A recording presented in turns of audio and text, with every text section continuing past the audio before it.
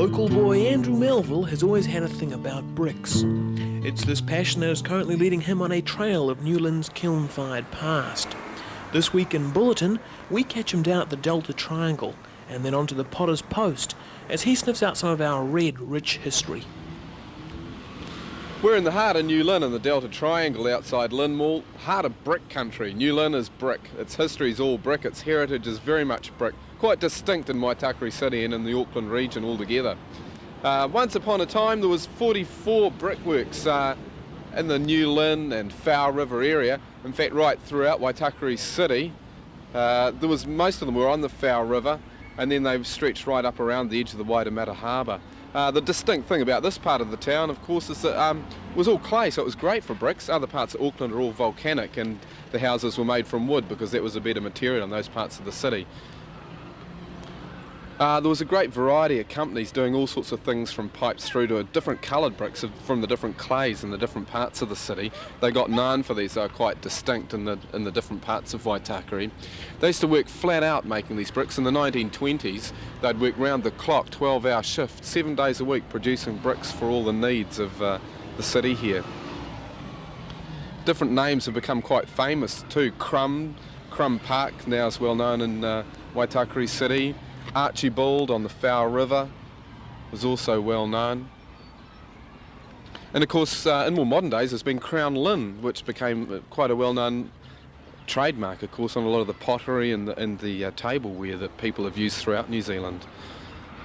They got quite fancy at times with some of the brickwork. In those days, there's no PVC and plastic pipes, so they just used clay all the time to make, at times, quite ornate and elaborate-looking brickwork and pipes. Now we can go and look at the very first post office in New Lynn, which of course is made from brick.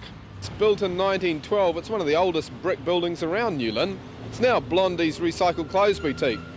In its day, of course, it was a real community centre for people around here as they came to do their postwork. It's got some very distinct, interesting features like sash windows and barge boards all made of wood.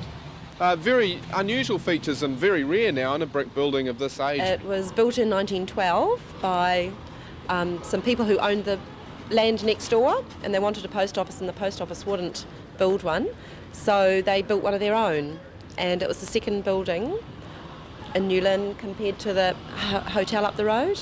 That was the oldest one, and it's been all sorts of things, a printer's shop and art shop, pottery shop. But never a museum. Never a museum, and it's never been a jail, but it has been the labour exchange during the Depression.